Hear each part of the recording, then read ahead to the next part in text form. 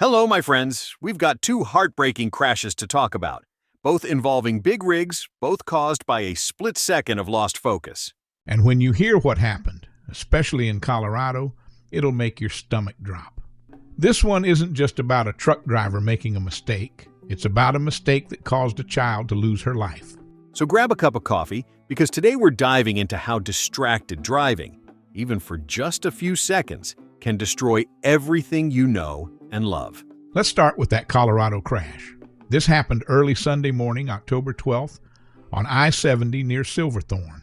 That's in the mountains west of Denver.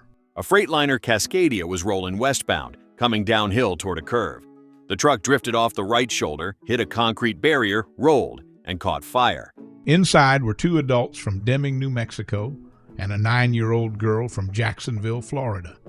The investigation is still ongoing and names haven't been released as of yet, but all three are believed to be related and all three were killed.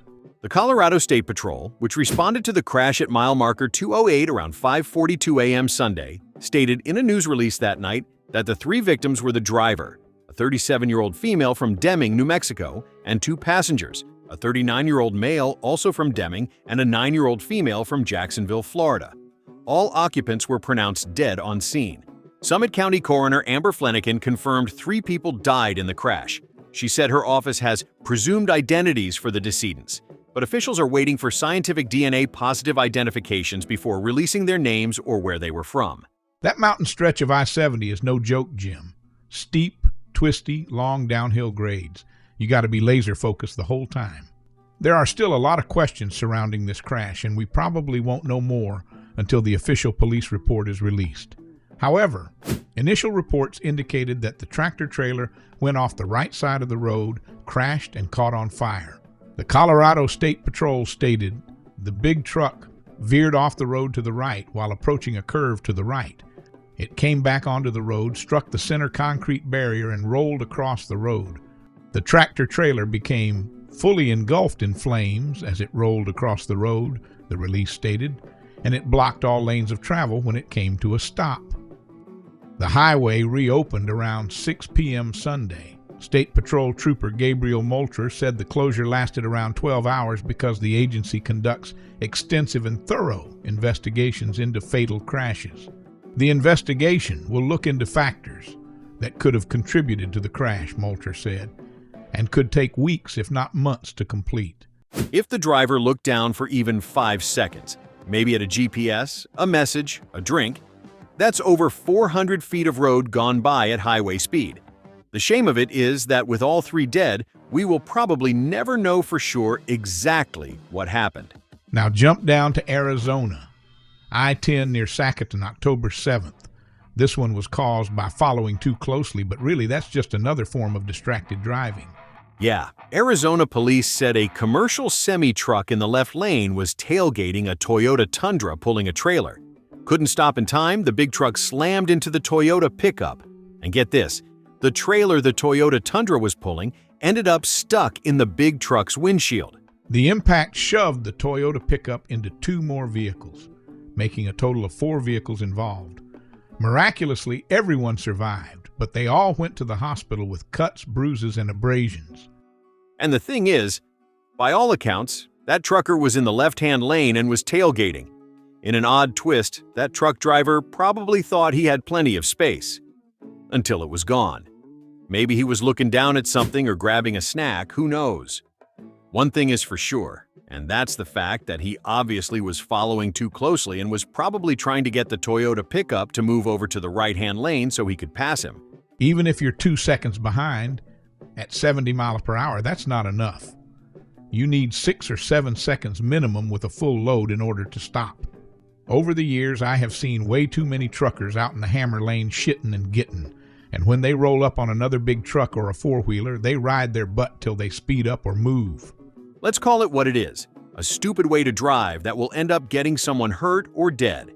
And the funny thing is, driving like that is idiotic and really won't get you much farther down the highway than if you had driven the same distance in a much safer manner.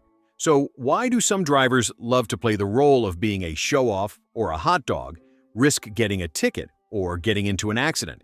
Arizona State Police said this crash should serve as a reminder to leave space between you and the vehicle in front of you, and offered the following driving tips to avoid similar collisions. Don't tailgate and stay alert. No matter what you're driving, leave plenty of space between you and the vehicle in front of you to allow yourself time to brake in case of an emergency. The bigger the vehicle, the longer it will take to stop. Reminder to CDL drivers: stay to the right unless passing, preparing for a left turn, or when the right lane is closed. This could prevent an incident that puts you or your truck out of service. Yep, know where you're coming from, Jim. Can't rightly put my finger on it either.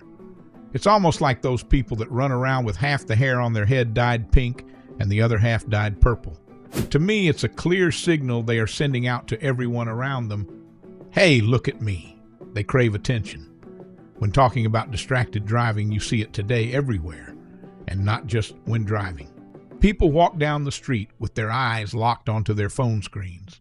You go out to dinner and you will see a family of 4, and every one of them has their head down and scrolling through their phones. The lack of face-to-face communication, along with the lack of social interaction with one another today, is a huge problem.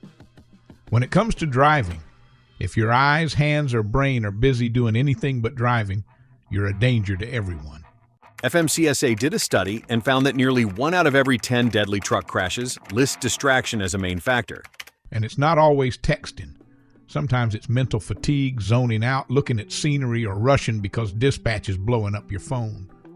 The sad part is, a vast majority of these accidents, including the 2 in Colorado and Arizona that we are talking about today, could have been prevented by just paying attention.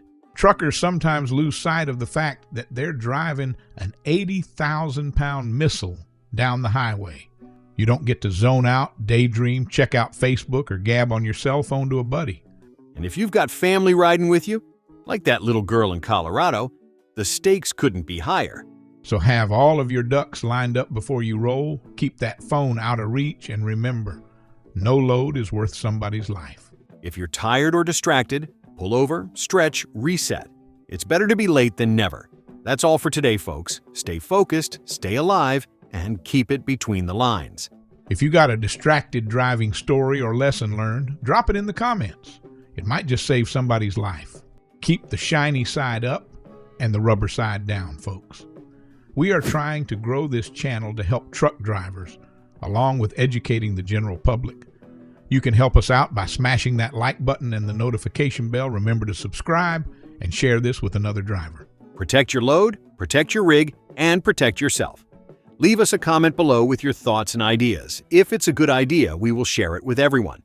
Subscribe for more trucking truth, and together we'll keep hammering this issue till somebody listens. Well, my friends, stay safe and stay loaded out there.